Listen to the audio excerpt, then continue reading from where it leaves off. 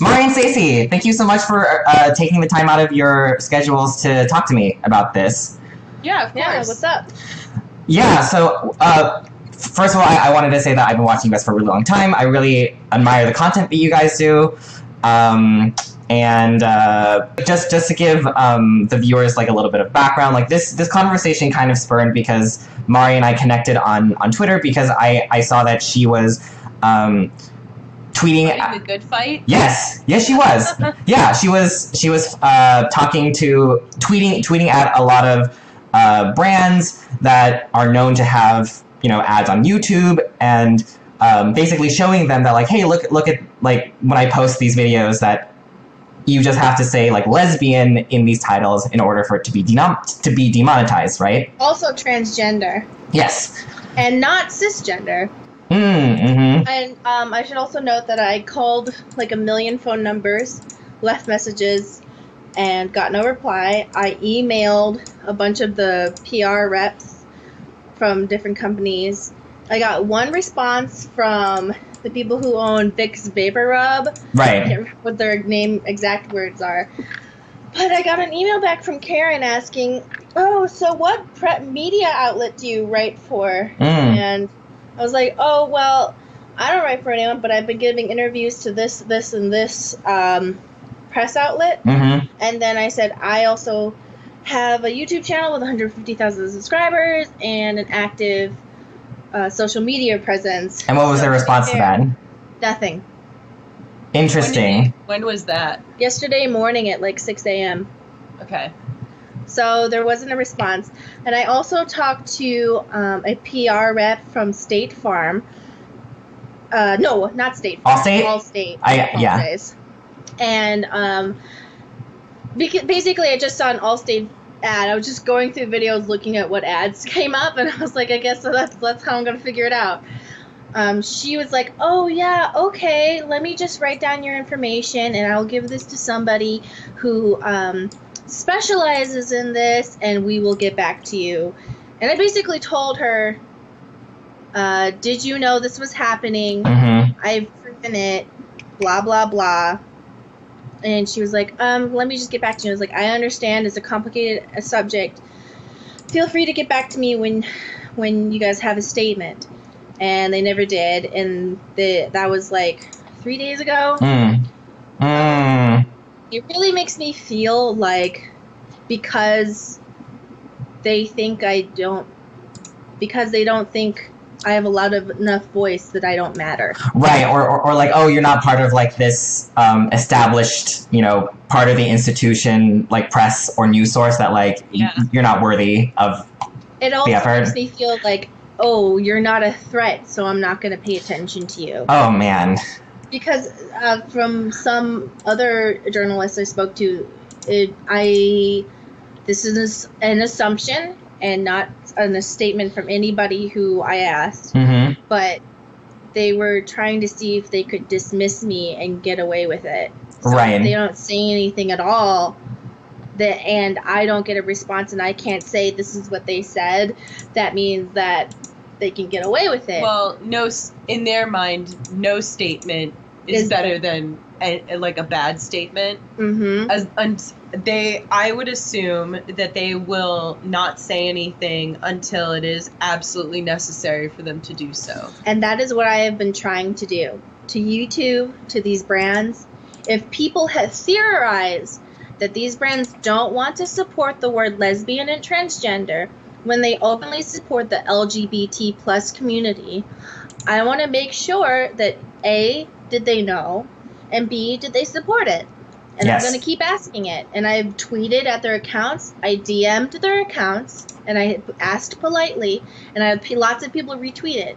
So I don't think plausible deniability of knowing that I've been saying this is reasonable anymore. Yes, I totally agree with you. So just for the viewers, can you just name like can you just name like all of the brands that you've tweeted? Fox TV. Cool. Fox TV. Allstate. Old Spice and Vicks Vapor Rub. and I kind of was like, all right, well, that's 4 of them. I should focus on these 4 instead of spreading myself too thin. In the same way, I've been trying not to spread myself too thin with like different other terms that are unfairly done, because I want to validate that like there are disabled YouTubers who are getting their videos, mental health YouTubers who are getting their videos demonetized. There's all kinds of people being demonetized. Right. And I'm just trying to focus on the fact that lesbian and transgender are being not suitable for all advertisers, even though YouTube has publicly stated that they are a pro-LGBT plus company. So if they feel that way, if they say, we're going to protect these people, and we help these people and we support them, then even if advertisers were putting pressure to do that, if you really believe that, you should have said no. You know, you should have said, no, that's not okay. Or if it's certain advertisers that want out, then, you know, I think it's important to note that it's being demonetized even though LGBT is not under the YouTube guidelines. Right, exactly. YouTube is very quick to point to the guidelines and say, you know, that's why horror videos with violence and gore are being demonetized. And that is understandable because they've put out specific guidelines that is not allowed to, you know, for monetization. But being LGBT plus and making videos about that is not in the guidelines. Right. And when Mari contacted YouTube creator support, that was the first response I got. I said, "Why is the word lesbian being tagged?" And they linked me to the community guidelines, and I said, "No." Which doesn't help at all. Problem. No, I didn't say it like that, but like I was like, that is so insulting. It is insulting. Because I'm like, so you automatically assume that my grievance is because of the term lesbian and I made a sexual video. Like, that was your automatic assumption.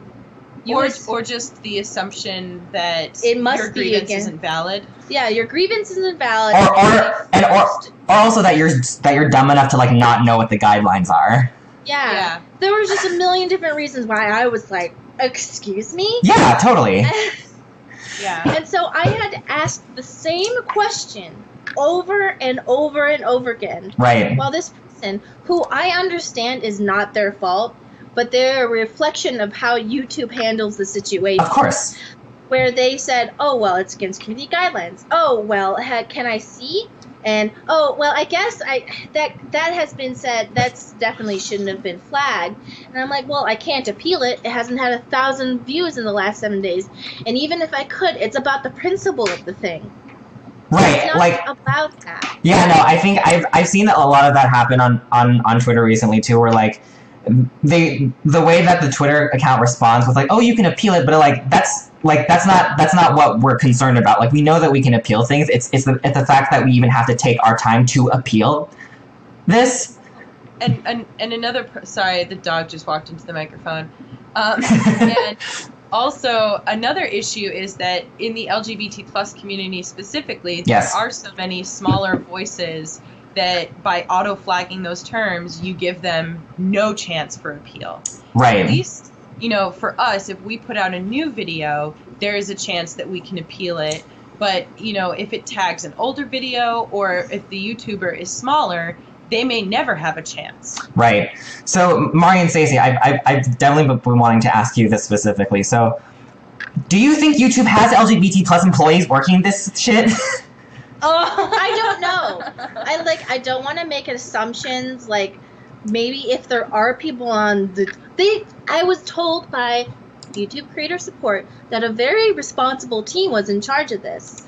But everybody's theory is that it's a black box algorithm that's mistakenly taking LGBT plus terms. And even if somebody was on that team and they were like, I didn't know this would happen, I'm like, how did you not know that would happen? Because if it's an algorithm that responds to the community's flagging of LGBT plus terms, then they should be able to fix it, because this has been a known issue for a while now, a few months. Yeah. There was a known issue a few months ago with the YouTube safe mode, and I'm going to assume that those two systems must be similar. I think so too. I was gonna follow up with that actually. Like it really feels like just so, I don't know, defeating, futile. Genuine. Yeah, futile, like actively harmful. That like in the same year, you know, like I've gotten tweets like, the only reason that I knew about this is because fans of mine have been like, hey, like I don't see your videos anymore. I don't see your fucking channel anymore. And I was like, what? And that might be why that's happening to our channel. Yeah. Right. And like, you know, I think there was like a lot of noise on Twitter made about that previously. I remember seeing a tweet made by Tyler Oakley, and, you know, he was tweeting about how like he actually had a meeting with YouTube, and that, like, you know, things, he implied that things at least were like progressing to be resolved. But now for this to happen specifically, because like these are two different things, right? Like this is like because we were LGBT content was considered by the algorithm not, like, you know, kid friendly, which is ridiculous. And then for this one, it's like, oh, it's not we're demonetizing it because it's not appropriate for ads. And so like how has this affected like your psyche and like the way that you and the way and the way and the way that like you make content for YouTube? Because honestly, like, because of both of these things happening the same year, I feel dirty inside, like, posting a video on YouTube. Like I was like, I don't know if I even want to post on this platform anymore. So one of the things that I was pointing out on Twitter about this is that, you know, it's so easy for people outside the community or who don't fully understand like what this feels like to sit there and say like, oh, well, it's just terms. Just don't put those terms in your videos. And it's like, well, these aren't terms. These are identities. Right. No, yeah, I saw those tweets. It's an identity. Lesbian is an identity. Transgender is an identity. So to be told, oh, this content is auto-flagged, not even just like personally flagged, but auto-flagged, regardless of what the content is, you cannot monetize it. You are being told your identity is, you know, not safe for work. It's just not true. Like, yeah. Lesbian is not a porn term. Right. It is an identity. And I just feel like having to live by the rules that because everybody else thinks transgender is bad. Not my words. And everybody else thinks that lesbian is sexual. Right. That because of that, lesbians and transgender people have to live by their rules. And I don't think that's right. And if YouTube is saying it's a reflection of the reporting algorithm, then they shouldn't let that happen, because obviously we live in a society that is discriminatory against those people. And the reason why we have like laws about this is because it can easily become like that. We're supposed to protect the people who cannot protect themselves. Right. Well, I think that it's fair to point out that there are different issues with.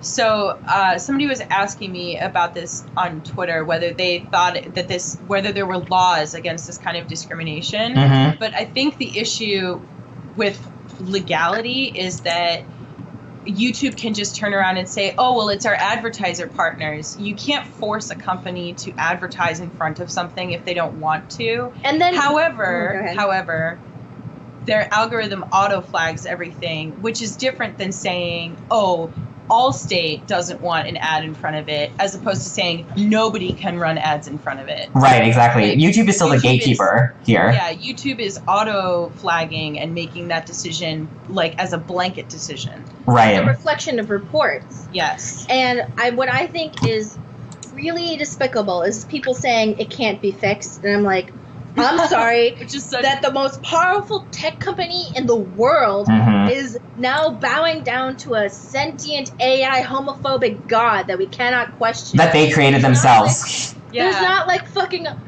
dysfunctional RoboCops holding Google like administrators hostage. Isn't it? They're not at that point yet. They can fix their own problems. I know. It's a problem, and they consciously chose not to, and I'm getting riled up because I'm passionate. No, me too. To be upset when people treat you like this. Yeah, and also like, isn't it so dehumanizing when people are like, oh, you know, like, you need to be understanding of this powerful company.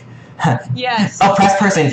But you need to understand their situation. It's such a big company, and I'm sure that they'll work it out. And it's such a big, powerful, multi-billion-dollar company that has control over 80% of the world. Well, don't you feel sorry for I know.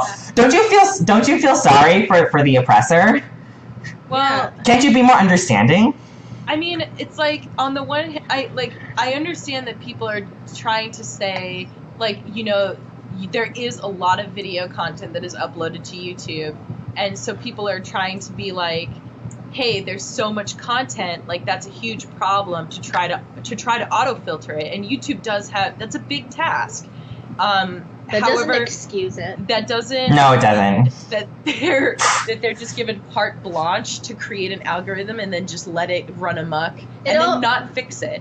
It also means that they don't have the right to completely dismiss me as if I don't matter. And it also means that the advertisers don't have a right to dismiss me as if I don't matter. Because I really do feel, and I think I've proven my point over and over again by going through and uploading blank videos with one word.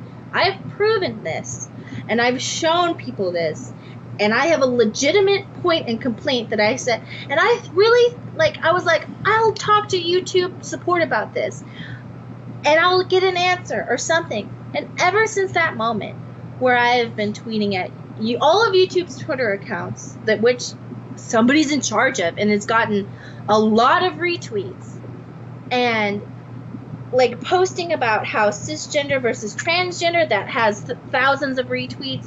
The lesbian versus straight tweet has thousands of retweets. I can't imagine that they're unaware of the situation, and I also don't understand why every single time I have gotten the slightest bit of response and I explain what's going on, I am immediately discarded. And it really, really hurts me, and I feel like every day I'm hitting a wall, and I get frustrated. And honestly, I hate admitting this, and I cry because I'm so frustrated. And then sometimes a journalist will say, we're working on a story on it on our website, and it makes me feel a little bit better, thinking maybe this will get traction, and eventually, one day, I'll be on the Wall Street Journal, and I'll actually matter as an actual human being who deserves dignity and treated with respect. Because I guess the only way for YouTube to think that people matter is if they're on the Wall Street Journal. That's the only way to get any sort of, to be treated like a human being. Right, or if they were one of the OG YouTubers, that have been featured in the highlights, let's look back on this year, and all of those types of YouTubers that actually. You know what's really funny? Yeah. I'm getting riled up. They had LGBT stuff all over the website in June. Yeah, they did. Of course they did. Yeah. And I get it now. I'm like, oh, I see. So LGBT is cool, but you're not going to pay the L's and the T's. No, of course. No, I mean, that's such a huge issue with cis gay people at large, right? When they say LGBT plus, they actually just mean L and G. Yeah, and I don't mean to attack L's and G's, and it's not all L's and G's. It's just some, and I just. I mean, I still think it's valid to hold all of them accountable, though. I think, yeah. Sorry, Stacey. I don't. It's just. Okay, Els, you're on the line now. Let's go. Els, it's affecting you, Els. Let's go. No, wait. If it's affecting them, I'm saying that he was bringing up the point that cisgender gay people often feel as if it stops at them, and I was like, well, Els, let's go. I mean, just based on the number of tweets I have seen from lesbian channels about their content being demonetized, it's definitely a very widespread problem. Manga Minx, our friend, she has a series with her wife, and it's a beautiful union, and they have a series called Two Lesbians Play because that's exactly what's happening in the video. Right. And they had to change the series title to Two Lesbians, but instead of an E, it's a 3. I mean, And it's so stupid because that's pretty much exactly ours is just 2 girls, 1 let's play, and that doesn't get flagged. And hers is 2 lesbians play, and those two descriptors are basically exactly the same thing. They're just telling you the type of person that's playing the game. Right. I think like this is just so like indicative. And, like, honestly, very sobering, right? Like, the way that we, unfortunately, have to look at companies nowadays, right? Because, like YouTube was such, like, a cornerstone and a haven for the LGBT community when it first came out, right? Yeah. Like, so many people found... Like, the point of YouTube for me, especially as a queer Asian guy, was because, like, I could surround myself with people who look like me and I feel represented by, because mainstream media was not doing any of those things. And to a degree, they're still not. But I think... And for them to profit off of those identities and to like at least put on the facade that they're celebrating it, and to now like I mean, it really feels like they're turning their back on us this year, right? It really feels like this is just a PR thing for them. Like, oh yeah, I know, like we love like LGBT YouTubers. We have so many of them like on our platform. But when push comes to shove, like it really feels like they don't understand what it means to do the work and to actually like be I supportive. feel like they thought they were gonna get away with it, and then so they didn't. They were like, oh well. I just really feel it's like companies are like, they put on the facade, but behind closed doors they go, and then don't put it on lesbian or transgender. Just saying, but don't let anyone know. And then I'm like, I noticed. Hello, I noticed. Hi. Yeah. Hello. And they're like, just don't look at her. Just don't look at her and don't reply to her. Yeah, exactly. And then this problem will go away. And I am thankful that I have been blessed with the ability to have a lot of spite, to the point where I will never let it go. I feel like, and it's a shame because, like you said, one of the biggest reasons that we hear from people that find our channel is, I can't find content like this in other places besides YouTube. And when people look for stuff, especially younger people, they look for stuff about mental health. They look for stuff from the gay community, from the disabled community, from like communities that are not very well represented by mainstream media. YouTube is the place to go to hear it directly from the people's mouths who actually live with those like identities and struggles. Yes. So, I think that it's very easy for companies nowadays to pay lip service to supporting the LGBT plus community, but when it comes to actually, and they do the same thing with gender discrimination. Yes. It's very easy for them to say, and racial discrimination, like oh yes, we're working on it, like we're hiring diverse staff, blah blah blah blah blah. But do they actually do it? Oh man, do they actually write these things into like their company policy? Right. Is what they say represented by their actions? Right, or are you just propping up the few queer people that you have, or the few POCs that you have, and just like parading them around, being like, yeah, look at us, we're diverse, when they actually don't know what that actually means to like actually to invest in diversity. This kind of makes me think a lot about like the conversations that have been had around pride parades and how and how like how more of us need to grapple with the fact that like companies that buy floats for Pride can still be a really shitty place to work. Yeah, or like in these examples like Wells Fargo, right? Where like Wells Fargo has a float, but they invested in DAPL. Yeah. Right, allowing these companies to buy their way out of social responsibility and like thinking that they can get away with like, like we're actively harming these communities that obviously have LGBT plus people or two-spirit people, but we have a float. Woo! Yeah. So sometimes I lost what I was gonna say. Everyone keep talking. Okay. So sorry, Stacey, were you gonna say something? No, go ahead. So I was just gonna ask. So with all of this bullshit in mind, is this going to affect how you put out content on YouTube? No. I'm too stubborn. And it's funny because we didn't even I don't think we've even talked about that, whether we would change the content we put out based on this. Well, we talked about horror games and stuff, but then we were like, I mean, it's just, but we didn't even touch on LGBT. Yeah, we were like, it's still gonna be gay. Well, because that's not even it's not, in my mind, it's not even a question, because it's like, what are we gonna do? Like, not say gay stuff? I don't, and just, I feel like that's an important aspect of the channel to me. Of course. And it would not feel the same if we were just trying. We've had so many opportunities in the past to, like, you know, like, oh, like, if you want to reach more people, like, play, like, AAA games. Right. Like, go play Call of Duty. Oh, go stream Minecraft. Like, and we don't do any of those things because it doesn't feel like that's not what our channel is. It's not gay enough, to be honest. No, I hear you. So even with this, I mean, we are in a very fortunate position where our community has really, like, earlier this year when the adpocalypse essentially came to a head and YouTube ad revenue really tanked,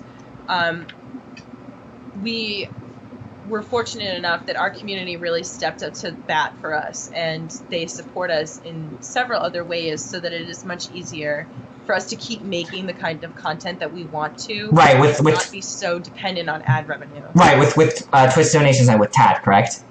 Yeah, there's Twitch, there's TAD, we also have GameWisp, people have direct PayPal. Yeah, so I mean, and that seems to be our best option at this point, just because. But that's not an option for people who are trying to start off. Yeah. It's also not an option for people who have a smaller community. I'm sorry about the dog noises. He's being a very bad boy. Oh no, I can tell. Also, say hi to AJ for me. I love him. So like I don't want to be like the person that's like, yeah, I'm one of those small people, because like I'm not that small. I have like 20K. It's not like I'm not like starting out. Was. I said was. Yes. Yes. I don't know why you left. Sorry. Oh, you can watch my video, but I can tell you after we finish the recording too. But Sure. Okay. I just want to say that like people who are like, oh, you're just trying to be a victim. No. You can't force change. Blah blah blah. I'm like, first of all, how do you think change works? Do you think it just happens by laying on the floor crying? Yeah. It doesn't, but sometimes it does. But second of all, no, I'm not helpless, because I have been given tools and privileges from people before me who worked really hard to give me those tools to fight for myself. Yeah. There are people who came before me from the LGBT plus community who worked their ass off and gave their lives. Or died, yeah. I can have the right to say, excuse me, you're rude. Like that. So I am not helpless, and I am not a victim. If I wanted to be a victim, I would just be like a little baby and cry about it and say, I guess I can't do anything about it. Well, you could still cry about it. Well, yeah, I'm going to cry. I cry about it all the time. Sorry, I was just gonna say that, like, that's such a common like accusation that I think is used by a lot of people when conservatives, when the oppressed is finally speaking up, right? When they're like, oh my god, like, you guys weren't making this much noise before, like, why can't you just keep not making noise? Suck it up. I was gonna say that, like, I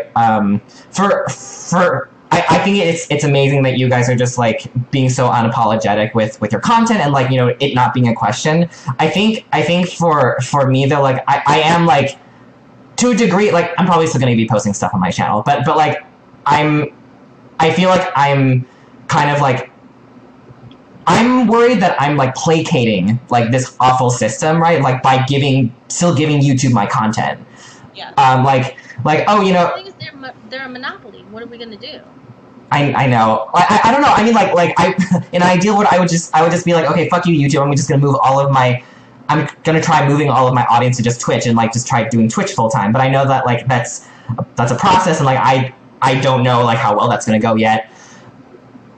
I think that every channel is different, you know, like, we are lucky that, like, that we can be directly supported, but we've seen other people move to Twitch, we've seen people move to VidMe and, you know, other video apps out there. That's obviously not an option for everybody.